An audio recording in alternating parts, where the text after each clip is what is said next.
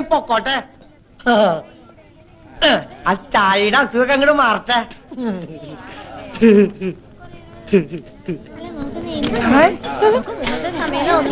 ഒന്ന് മര്യാദക്കിട്. അതെ, അതിനകത്ത് തിളച്ചിരിക്കുന്ന പച്ചവെള്ളമല്ല, പനിനീരാ. വില ഇത്തിരി ജാസ്തിയാ. ഒരു ഒഴിക്ക എന്താ ധാരയാ? തണ്ട ഞാൻ കുത്തുട്ടോ. ഓഹോ, ഇവന് നിളകാതിരുന്നാ മതിയായിരുന്നു. ആരാ ഇവനെ ഒന്ന് ശ്രദ്ധിക്കുക, എന്റെ ഉത്തരാളി അമ്മേ. ആഹാ, അപ്പൊ ഞാൻ അറിയണ്ട വേറെ അമ്മ ഉണ്ടല്ലേ? തണ്ട ആള് കൊള്ളാലോ. ഇതിപ്പോ ഇലയിട്ടിട്ട് അരി വെക്കാൻ പോയ പോലായി. നിനക്ക് ആ പണം നേരത്തെ വാങ്ങി വെക്കായിരുന്നില്ലേ? വെക്കാമായിരുന്നു, പക്ഷെ മരക്കാട് മുതലാളിയുടെ കയ്യിലിരിക്കണ കാശ് നമ്മുടെ കയ്യിലേക്കൊന്ന് കിട്ടണ്ടേ? ഒന്നും പേടിക്കാനില്ല. പണവുമായിട്ട് പരമേശ്വരൻ ഇപ്പൊ എങ്ങനെത്തും? മരക്കാട് മുതലാളിയുടെ വാക്ക് വാക്കാ. കുഞ്ഞമ്മാൻ ഇത്രയ്ക്ക് ഉത്തരവാദിത്വം ഇല്ലാണ്ട് പോയല്ലോ.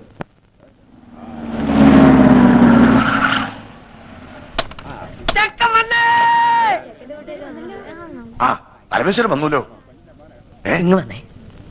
മരക്കാര് മുതലാളി നമ്മളെ ചതിച്ചു. കാശ് റെഡി ആയിട്ടില്ല. അയാള് വിചാരിച്ചെന്ന് തരാൻ പറ്റില്ല അത്രേ. അടുത്ത ആഴ്ച തരാന്നാ പറയുന്നത്. ഈശ്വര, ചതിച്ചോ? ഇനിയിപ്പൊ എന്താ ചെയ്യ? ഹലോ, ചെക്കനാണല്ലേ? ഞാൻ പെണ്ണിന്റെ മുറച്ചെറുക്കനാ. പണ്ട് എനിക്ക് കെട്ടിച്ചേരാന്ന് പറഞ്ഞതാ. വലുതായപ്പോ എന്നെ പറ്റിച്ചു. നല്ല പെണ്ണാ, പക്ഷെ എന്റെ അത്ര ബുദ്ധിയില്ല. നീ എടുത്തോ, പക്ഷെ ഇടയ്ക്ക് എന്തെങ്കിലുമൊക്കെ മേടിച്ചു തുടങ്ങണട്ടാ. ഈ മണ്ടർ ഒന്ന് കുളവാക്കുമെന്നാ തോന്നേ. ആ സുധീത് എവിടെ പോയി കിടക്കാം? നീ ഒന്ന് പോയി വിളിച്ചേ. നേരത്തെ ഇങ്ങനെ തുലാവെള്ളത്തിന്റെ വെപ്രാളം കാണിക്കാണ്ട് മാലുവിന്റെ അടുത്ത് പോയിരിക്കുക. സുധി, ചെറുക്കനും പറഞ്ഞ് നിന്നെ കത്ത് മുറ്റത്ത് നിൽക്കുക. ആ, നീ അങ്ങോട്ട് കയല്ലേ.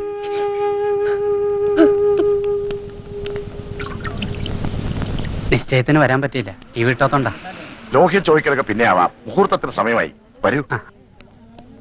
ശരിക്കും തെളിക്കിട്ടോ മണൊക്കെ ഒന്ന് പോട്ടെ. അതെ, എന്താണ്? നമുക്ക് ചെറുക്കന്റെ അച്ഛനൊന്ന് കാണണ്ടേ? ആ, കാണലൊക്കെ കഴിഞ്ഞിട്ടല്ലേ നമ്മൾ ഉറപ്പിച്ചത്. ആ കാണല് പോരല്ലോ. ഇതിനു മുമ്പ് നമുക്ക് ആ ചടങ്ങ് അങ്ങോട്ട് നടത്താം. ഏത് ചടങ്ങ്? ശ്രീധനപ്പണം എണ്ണി പെട്ടിയിലാക്കി തരുന്ന ചടങ്ങേ. മറന്നുപോയോ? 2 ആഴ്ച മുമ്പ് തരാന്ന് പറഞ്ഞതല്ലേ? അപ്പ പറഞ്ഞു പെണ്ണ് കിട്ടുന്നതിന് മുമ്പ് പന്തലി തരാന്ന്. എടുക്കുക, കാശ് എടുക്കുക. എണ്ണി തീരുമ്പോഴേക്കും മുഹൂർത്താവും. അത് എണ്ണാനൊക്കെ നിന്നാ നേരെ ഏറെയാവും. കെട്ട് നടക്കട്ടെ ആദ്യം. ആദ്യം പറഞ്ഞ സ്ത്രീധനപ്പണം വെക്കുക. അതുവരെ കെട്ടവിടെ നിൽക്കട്ടെ. താലി കെട്ടാൻ വരട്ടെ. പറഞ്ഞ പൈസ പൈ തീർത്ത് കിട്ടണം. ആര് പറഞ്ഞു തരില്ലാന്ന്? ഇത് തരാനും വാങ്ങാനും ഒക്കെ ഇരുത്താ മുഹൂർത്തം അങ്ങോട്ട് തെറ്റും. തെറ്റണേ അങ്ങോട്ട് തെറ്റട്ടെ. മുഹൂർത്തം ഇനി ഉണ്ടാവും. അങ്ങനെ പറയരുത്. പൈസക്ക് ഇത്തിരി ടൈറ്റായി. തരാമെന്ന് പറഞ്ഞ ആള് പറ്റിച്ചു. അല്ല, കെട്ട് കഴിഞ്ഞാലും വാങ്ങാലോ. ആ ശീലം ഞങ്ങൾക്കില്ല. ഞങ്ങളുടെ നാട്ടിലൊക്കെ പറഞ്ഞ വാക്ക് വാക്കാ. ഒച്ച വെക്കരുത്, ആളുകൾ കേൾക്കും. കേൾക്കട്ടെ ആളുകൾ. കുഞ്ഞിരാമന്റെ നെറികേട്. ഇനി ഒരു അവധിയില്ല. പൈസ തന്നിട്ട് മതി കല്യാണം. സ്ത്രീധനം കടന്നിർത്തി തന്ന അതിന്റെ കേട് ഞങ്ങൾക്കാ. ഇനി ഞങ്ങളുടെ കഷ്ടകാലത്തിന് പെണ്ണെങ്ങാനും വല്ല സ്റ്റൗവും പൊട്ടിത്തെറിച്ച് ചത്താ പിന്നെ ഭർത്താവും അമ്മായിച്ചിനും ജയിലിൽ കയറേണ്ടി വരും. എന്റെ കുട്ടിയുടെ ജീവിതം നശിപ്പിക്കരുത്. തറവാടിന്റെ മാനം പോണ കാര്യ. മാനം ഉള്ളവർക്കല്ലേ മാനം പോകുന്നുള്ള ആദ്യം വേണ്ടു. പറഞ്ഞു പറ്റിച്ച് പെണ്ണ് കെട്ടിക്കാമെന്ന് വിചാരിക്കണ്ട. മോനെ, ഇവൻ എന്റെ മോനാടോ. ഓശാരത്തിന് കെട്ടോടാനക്ക് വേണ്ട. ഒന്ന് വന്നേ, ഒരു കാര്യം പറഞ്ഞോട്ടെ. അതെ, നമ്മളൊക്കെ ചെറുപ്പക്കാരല്ലേ ചങ്ങാതി. പണത്തിനേക്കാളും പ്രധാനമല്ലേ കല്യാണം? പണം ഞങ്ങൾക്ക് അത്ര നിസ്സാരല്ല. ഈ കല്യാണം ഇപ്പൊ നടന്നില്ലെങ്കിൽ ഇനി ഒരു കല്യാണം ഉണ്ടാവില്ലെന്ന അവിടെ ജാതകത്തിൽ. പൈസയുടെ കണക്ക് പറഞ്ഞ് ഈ കല്യാണം മുടക്കരുത്. കല്യാണം കഴിഞ്ഞ് ഒരുമിച്ച് ജീവിക്കേണ്ടത് അച്ഛനും അമ്മയല്ല, നിങ്ങളാ. എനിക്ക് എന്റെ അച്ഛനമ്മയെ ധിക്കരിക്കാൻ പറ്റില്ല. ധിക്കരിക്കണ്ട, അവരെ കാര്യം പറഞ്ഞ് മനസ്സിലാക്കാലോ. താനിപ്പോ സ്റ്റാൻഡായിട്ട് നിന്നുണ്ടെങ്കിൽ അവരെന്ത് വിട്ടുവീഴ്ചയ്ക്കും തയ്യാറാവും. എന്നോട് ഒന്നും പറയണ്ട. എന്തായാലും അച്ഛന്റെ തീരുമാനം വലുത്. എടോ, താനൊക്കെ ഒരാണാണോ? മൂക്കിന്റെ തല മീശം വെച്ച് നടക്കണു. ആണുങ്ങളായാലേ കുറച്ചൊക്കെ നട്ടല് വേണം. അല്ല, താനാരാ? താൻ എത്ര വലിയ ആണാണെങ്കിൽ താൻ പോയി കെട്ടോ. ആ, തന്റെ സ്ഥാനത്ത് ഞാനായിരുന്നു ഞാൻ കെട്ടിയന്. എങ്കിൽ താൻ കെട്ടോ. ആ, ഞാൻ കെട്ടും.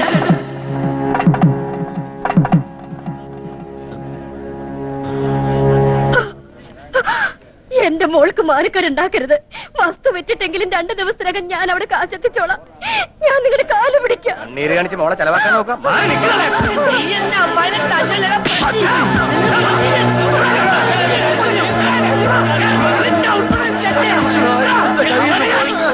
കയ്യിന്നല്ല, ഈ ചെക്കൻ നമ്മൾ തലേന്ന് പോയി തണ്ടേ. ഓണം തെറ്റേ. നിനക്ക് തരാനുള്ള പെണ്ണില്ലടാ. ഓനെ കൊണ്ട് വല്ല കാശുള്ള പട്ടിനെ തൊടലിട്ട് കെട്ടണ പറ്റി. ഇനി ഇവിടത്തെ പെണ്ണിനെ കെട്ടാൻ ഞങ്ങളുടെ പട്ടി വരും. എന്താടാ നോക്കിയിരിക്കണത്? വിളിച്ചിരിക്കണ്ടു വാടാ. പോവാണോ? നമുക്ക് കാര്യങ്ങൾ പറഞ്ഞു തീർക്കാം. വിടറോ, ഇനി എന്ത് പറഞ്ഞു തീർക്കാൻ? പറഞ്ഞു തീർത്തോളം മതി.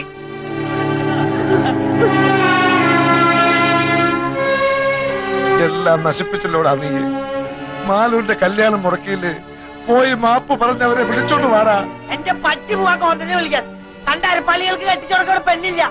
അവൾക്ക് ഇതിൽ നല്ല ചെക്കനെ കിട്ടൂടാ. എന്നാ പോയി വിളിച്ചോണ്ട് വാടാ രാജകുമാരനെ. കൊണ്ടുവരും, ഞാൻ കൊണ്ടുവരും.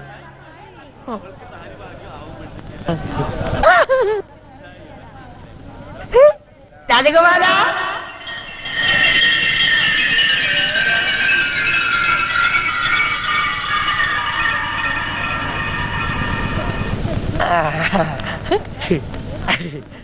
കുട്ടാട്ട കേട്ടും മാലൂല. കുട്ടാട്ടനാ മാലൂന്റെ രാജകുമാരൻ. വാ. വേണ്ട വേണ്ട, വാ, നമുക്ക് കെട്ടാം. നമുക്ക് കെട്ടാം. എന്തായി കാണിക്കണേ? ഞാൻ എങ്ങനെയാ? കുട്ടേനല്ലേ പറഞ്ഞ മാലിന്റെ കെട്ടാന്ന്? കുട്ടേട്ട അങ്ങനെ പറഞ്ഞോണ്ടല്ലേ ഞാൻ ആ ചെക്കന്റെ തന്തട മോന്തക്കിട്ട് രണ്ടും പൊട്ടിച്ചേ. എന്നിട്ട് കുട്ടേട്ട വാക്ക് പറ. വാ, കുട്ടേട്ടൻ വന്നില്ലേ ഞങ്ങളുടെ അമ്മായി ചത്തു കൂട്ടോ. വാ, കുട്ടേട്ട വരാൻ. തമാശ കൂട്ടുകാരന്റെയും അവന്റെ തറവാനത്തെയും മാനവും ഒരു പെൺകുട്ടിയുടെ ജീവിതം ഇപ്പൊ നിന്റെ കയ്യില.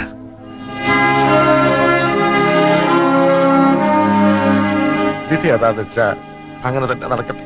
മണ്ഡപത്തിലേക്ക് കയറിയ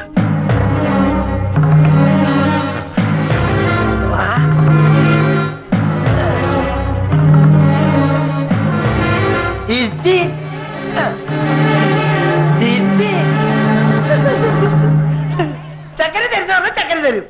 ഒന്ന് ഇറങ്ങി നിൽക്കണ അങ്ങോട്ട്. കല്യാണം എന്നുണ്ടാവില്ല കേട്ടോ. കേട്ട് ഞാൻ ഒന്നിങ്ങി വന്നേ. എന്താ നിങ്ങൾ എന്തായി കാട്ടണേ? മിണ്ടി പോകരുത്. കാരണവന്മാർ ചെയ്തു വെച്ച സുഹൃത്തം അതാ മന്ദബുദ്ധിക്ക് ഇപ്പേക്കിന്റെ ബുദ്ധി തോന്നിയത്. ആ ഓമനക്കുട്ടിന് ബോധോദയം പറഞ്ഞതിന് മുമ്പ് കാര്യങ്ങൾ നടക്കട്ടെ. കേട്ടോ കുട്ടാ?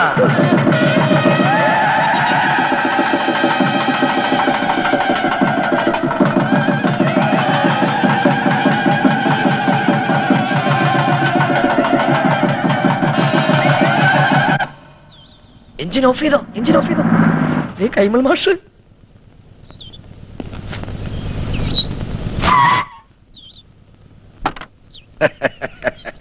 നമസ്കാരം. കൈമൾ മാഷല്ലേ? മാഷെ ഞാൻ അറിയും. കൈമൾ മാഷ് തന്നെ. പക്ഷെ മാഷ ഞാൻ അറിയില്ലോ. അറിയാൻ വഴിയില്ല. അത്രക്ക് അറിയപ്പെടുന്ന ആളൊന്നുമല്ല ഞാൻ. പക്ഷെ ഇനി അറിയും. അറിഞ്ഞാ പിന്നെ മറക്കേയില്ല. ഈ ചുറ്റുവട്ടത്ത് ഇങ്ങനൊരു കല്യാണം നടന്ന അറിവില്ല. വഴിതെറ്റി വന്നാ? വഴിയൊന്നും തെറ്റിയിട്ടില്ല. നേർവഴിക്ക് തന്നെയാ വന്നത്. പുളിക്കത്തറവാട്ടിലാ കല്യാണം നടന്നത്. ആഹാ, എത്തിയോ വാനരന്മാര്? എന്റെ ജാമ്യത്തിലാ നമ്പീശൻ ഓമനക്കുട്ടനെ കല്യാണം കൂടാൻ വിട്ടത്. എവിടെ അവൻ? കാറിന്റെ മുൻസീറ്റിലുണ്ട്. ഞാനിവിടെ ഉണ്ട്. നീ എന്താടാ ഇവിടെ ഇരിക്കണേ? മാഷേ, ഒരു പ്രത്യേക സാഹചര്യത്തിൽ എനിക്ക് ഈ പെൺകുട്ടിയെ കല്യാണം കഴിക്കേണ്ടി വന്നു. എന്റെ ഗുരുവായൂരപ്പ ചതിച്ചുവോ? ചതിച്ചത് ഗുരുവായൂരപ്പനല്ല, മറ്റേ ചെറുക്കന്റെ വീട്ടുകാരാ. അപ്പോഴാ ദൈവദൂതനെ പോലെ ഓമനക്കുട്ടനെത്തിയത്. ദൈവദൂതനല്ലോ, ശിവന്റെ യമദൂതനാണ്. എന്റെ കാഞ്ഞിരക്കാട്ട് ഭഗവതി, ഞാനിനി എവിടെ പോയി വിളിക്കാം? മാഷേ, എന്റെ കൈ വിടരുത്. ഇപ്പൊ എന്റെ കൈ വിടുക. ഇനി നീ ആയി നിന്റെ പാടായി പൊയ്ക്കോളൂ. അയ്യോ, അങ്ങനെ പറയരുത്. എനിക്ക് മാഷ് മാത്രമേ ഉള്ളൂ. ഞാൻ നിന്റെ അച്ഛനോട് എന്ത് സമാധാനം പറയും? പൊയ്ക്കോളൂ. ജീവൻ വേണമെങ്കിൽ ഈ പെൺകുട്ടിയെ വിളിച്ചോണ്ട് വന്ന കാലത്തന്നെ തിരിച്ചു പൊയ്ക്കോളൂ. എനിക്ക് ഇങ്ങനെയൊക്കെ പറ്റിപ്പോയി ഞാൻ കാല് പിടിക്കാം. എന്നിട്ട് കാല് പിടിച്ച് വലിച്ചു കയറുക ഭീമനെ പോലെ. ഞാൻ നിന്റെ ഗുരുവല്ലേ, ഗുരുദക്ഷിണ ചോദിക്കുകയാണെന്ന് കൂട്ടിക്കോളൂ. നീ ദേവീത് തിരിച്ചു പോവോ? അതെങ്ങനെ പോകാനാ? അച്ഛനും അമ്മയും എവിടെ വെച്ചാ വിളിക്കേ? അരിയും പൂവും എറിഞ്ഞ് മുഹൂർത്തം കഴിയുന്നതിന് മുമ്പ് പെണ്ണിനെ അകത്തേക്ക് കേട്ടാ പറയേ. ഒന്ന് ഇറങ്ങി പോണോ? അരിയും പൂവും കൊണ്ടല്ല നമ്പീശൻ തന്നെ എറിയാൻ പോണത്. അയ്യോ അച്ഛൻ, അയ്യോ, ഇനിയുള്ള എന്റെ ജീവിതം മാഷിന്റെ മിടുക്ക് പോലെ ഇരിക്കും. ഇതാണോ അച്ഛൻ? അല്ല, നീ എവിടെ പോവാ? മൂത്രം വെച്ചിട്ട് വരാം. വേഗം വാ, എനിക്ക് പോണം. ഇനിയിപ്പോ എന്താ ചെയ്യാ? നമസ്കാരം. നമസ്കാരം. ആരൊക്കെ വിരുന്നുകാര്? വിരുന്നുകാരല്ല, കല്യാണക്കാരാ. ഞാൻ തീരെ പ്രതീക്ഷിച്ചില്ല കേട്ടോ. എവിടെ ഉള്ളവരാ? ഞങ്ങൾ ഇനി ഈ വീട്ടുകാരാകാൻ പോവുക അല്ലേ പക്ഷേ? അതെ, ഇവിടെന്ന് വെച്ചാ? അല്ല, ഇവിടെയൊക്കെ തന്നെ നമ്മുടെയൊക്കെ പരിസരത്ത് ഇങ്ങനെ. അതാ ഞാൻ തന്നോട് ചോദിച്ചേ, ഈ പരിസരത്താരാ ഇങ്ങനെ രഹസ്യമായിട്ട് കല്യാണം? അയ്യോ, രഹസ്യമായിട്ടല്ല, പരസ്യമായിട്ട് ഈ കുഞ്ഞിരാവിനെ നടത്തിയത്. നല്ല അന്തസ്സായിട്ട്. സംശയമുണ്ട്, ചെക്കനോട് ചോദിച്ചു നോക്ക്. ചെക്കൻ എവിടെ ഉള്ള?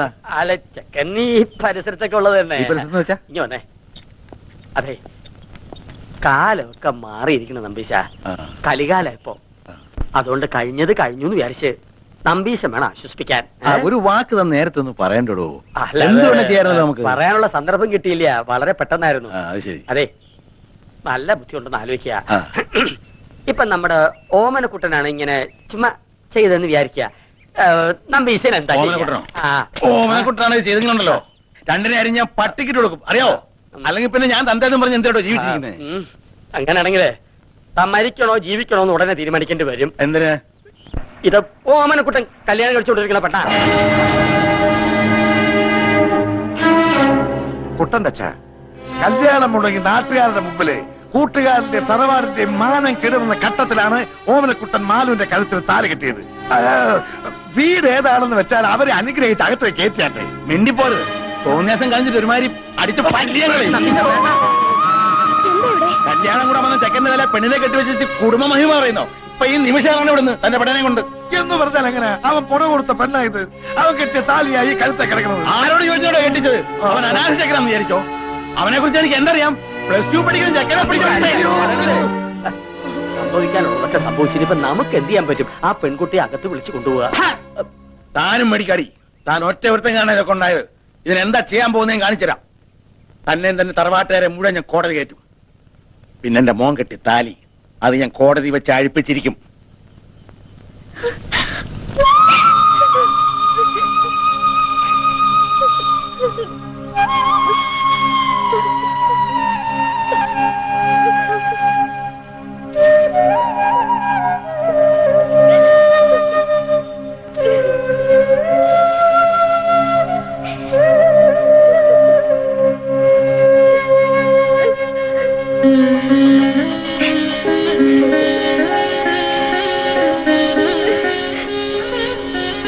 ശരിയോ തെറ്റോ എന്ന് എനിക്കറിയില്ല.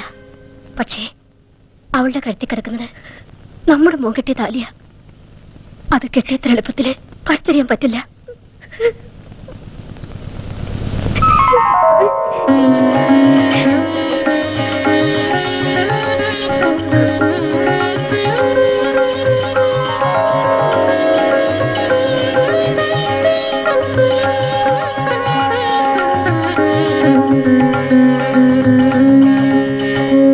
എങ്ങോട്ടാ? ഞാൻ അകത്തേക്ക്. താൻ പോണ്ട. ഇനി ഈ ബന്ധത്തിന്റെ പേരും പറഞ്ഞ് താനോ തന്റെ തറവാട്ടിൽ ആരെങ്കിലും ഈ പടി ചവിട്ടി അരിഞ്ഞു കളഞ്ഞൻ.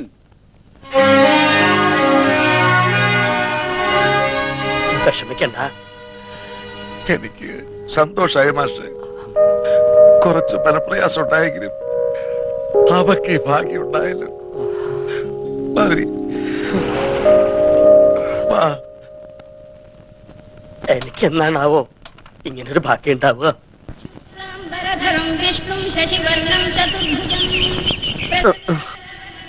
അനന്തശയന മതിയാക്കുക. നല്ല ഉറക്കം കിട്ടിയോ? ആ ഉറങ്ങിപ്പോവും. സ്വയംവരം കഴിഞ്ഞതിന്റെ ക്ഷീണം കാണും. ഇന്നലെ ഞങ്ങൾ നിന്നെ എവിടൊക്കെ അന്വേഷിച്ചെന്നറിയോ? നീ വല്ല കടുകയും ചെയ്യുമോ എന്നായിരുന്നു അമ്മയുടെ പേടി. നീ അത്ര ശുദ്ധനല്ലാത്തോണ്ട് എനിക്കാ പേടിയില്ലായിരുന്നു. ശവത്തെ കുത്തരുത്. അപ്പൊ താൻ ആരാണെന്ന് സ്വയം ഒരു ബോധം ഉണ്ടല്ലോ. നന്നായി. നീ കല്യാണത്തിന് പോണോന്ന് പറഞ്ഞപ്പോ അത് നിന്റെ കല്യാണത്തിനാണെന്ന് ഞാൻ സ്വപ്നത്തിൽ കരുതില്ല. ഞാൻ പറഞ്ഞല്ലോ ഒരു അബദ്ധം. അബദ്ധങ്ങളുടെ ഒരു ഘോഷയാത്ര തന്നെയാണല്ലോ നിന്റെ ജീവിതം. പക്ഷെ ആ ഘോഷയാത്രയുടെ മുന്നിൽ കൊടിയും പിടിച്ച് നടക്കാൻ നീ എന്നെയാണല്ലോ തെരഞ്ഞെടുത്തതെന്ന് ഓർക്കുമ്പോഴാണ് ഒരു വിഷമം. അച്ഛൻ അയ്യോ എന്താ പക്ഷേ? ഹേയ് ഒന്നുമില്ല. വെട്ടുപോത്ത് വെട്ടാൻ മരണു എന്ന് പറയുമ്പോ ആരാടോ ഞെട്ടാത്തത്? അച്ഛൻ എന്ത് പറഞ്ഞു? എടാ ശിവശിവാ, അദ്ദേഹം ഉപയോഗിച്ച വാക്കുകളൊന്നും നിന്റെ മുഖത്ത് നോക്കി പറയാൻ ഒരു ഗുരുനാഥൻ എന്ന നിലയ്ക്ക് എനിക്ക് വിഷമമുണ്ട്. അത്രയ്ക്ക് മിളേച്ച. അവളെ കുട്ടി. അവൾക്ക് കുട്ടിയുണ്ടോ? അതല്ല, അവള് നിന്റെ ഭാര്യയല്ലേ? അവിടെ തന്നെ ഉണ്ട്. അവളെ വീട്ടിൽ കയറ്റിയോ? ആ, തന്റെ അമ്മയും പെങ്ങളും നിലവിളക്കും ആരതിയും ഒക്കെ ആയിട്ട് അകത്തേക്ക് കയറ്റി. പെൺകുട്ടി വലത് കാലെടുത്ത് വെച്ച് അകത്തേക്ക് കയറുകയും ചെയ്തു. മാഷെ, ആ? എനിക്കൊന്ന് വീട്ടിൽ പോണെന്നുണ്ടായിരുന്നു. അതിന് ഞാൻ പട്ടാളത്തിലൊന്നും അല്ലല്ലോ. ലീവ് എടുത്ത് പെട്ടിയും കിടക്കോട്ട് വീട്ടിലോട്ട് കയറാൻ നേരെ വീട്ടിലേക്ക് പോവുക. അതല്ല മാഷെ, മാഷും കൂടി വന്നാ എനിക്കൊരു താങ്ങിന്.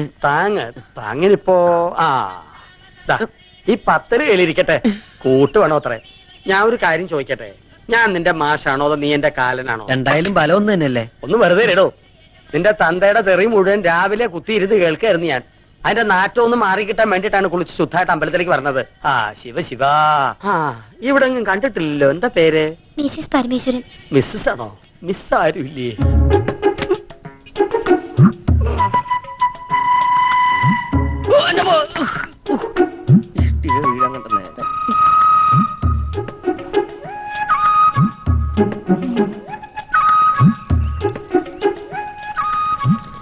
അല്ല ഇന്നലെ മൂത്താപ്പ എവിടെയായിരുന്നു?